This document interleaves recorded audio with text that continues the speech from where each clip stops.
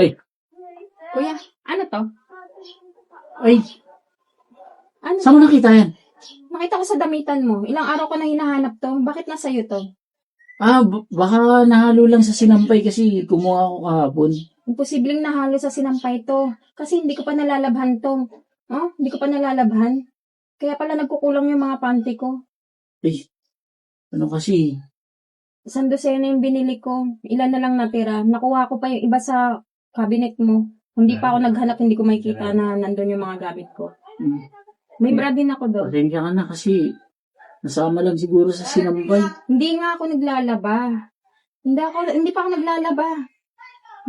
Ano pa to, oh? Eh, Marumi pa to. ano kasi, hindi ko alam kung bakit napunta yun dun. Imposible hindi mo alam. Kwarto mo yun eh. Ha? Ikaw lang tao doon, di ba? Wala may ibang tao dito eh. Babalik ko naman talaga kasi sana yan. Nagkataon lang talaga na hindi ko pa naibalik sa'yo. Bakit ka pa pumasok sa kwarto ko? Tsaka ito, oh. Cellphone mo to, di ba? Bet na sa'yo. Chinarge ko yan dun sa sala. Oo, nakita ko doon sa sala. Naka-wallpaper. Ano kasi, Bakit? Anong ginagawa mo sa picture ko? Bakit nandito yung picture ko? hindi kasi baka malaman ni mama eh. Ano Eh, alam mo naman, magkapatid tayo sa ama eh. Oo nga, bakit Huwag nandito mo yung na lang picture? ilabas kasi baka magalit si mama. Kaya pala tuwing nasa kwarto ka, tagal-tagal mo doon, may hawak kang cellphone. Ito pala yung tinitingnan mo. Hindi, sa totoo lang, nahihiya akong aminin kasi nagagandahan kasi ako sa'yo eh. Bakit hindi mo sinabi sa akin? Bakit kung ano-ano pa yung ginagawa mo? Kinukuhaan mo pa ako ng gamit. Yung picture ko, nandito Hindi, pa. hindi Pwede ko- mo naman sabihin sa akin, pwede naman natin pag-usapan to ah. Hindi ko nga Bakit kasi kailangan kayang mo pang gawin yun? Hindi ko naman kasi kayang sabihin sa'yo yung nararamdaman ko kasi syempre, magkapatid tayo sa ama. Alam ko naman na si mama, pag nalaman niya, Oo nga, hindi pwede.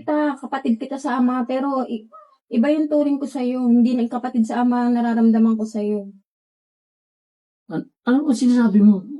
Totoo ba yung sinasabi mo? Oo, dapat kasi sinabi mo na lang sa akin. Para hindi ka na nahirapan gumawa ng ganito. Para hindi na tayo nahirapan. Inamin mo na lang sana sa akin. Hindi kasi wala akong lakas ng loob para aminin sa'yo. Nahihiya ka sa pag-amin Inaamoy-amoy mo. ko lang naman yung panty. Wala naman ako ibang ginagawa dyan. At saka yung cellphone, Kaya nga, hindi tinititigan mo ko na lang. kailangan pahirapan yung sarili mo. Dapat inamin mo na sa akin. Hindi naman ako magdadalawang isip sa'yo kasi gusto rin naman kita eh. Alam ko kasi Naiilang din naman ako sa'yo kasi nga kapatid nga tayo sa ama eh. may boyfriend ka kasi. Alam kong kayo pa eh. Oo, pero iba yung nararamdaman ko sa'yo kasi lagi tayo magkasama dito, nade-develop na ako sa'yo eh. Seryoso ka ba dyan? Oo. Ibig Kaya sabihin, sana nga, okay dapat lang, hindi mo na ginagawa sa akin to. okay lang sa'yo na, Dapat inamin mo na agad sa akin so hindi naman ako mahirap kausap eh. paano yung partner mo? Tago na lang natin. May partner ka rin naman, di ba? Hindi, wala na, break na kami. Kasi nga, nalaman Ako niya na rin na bahala dun. Basta yung pag-usapan natin yung para sa atin na lang. Sigurado ka? Oo, kaya. Hindi ka. Tara. Pag-usapan natin sa kwarto to. Yung mga pinaggagawa mo. Huwag mo na pahirapan yung sarili mo. Tara. Sige.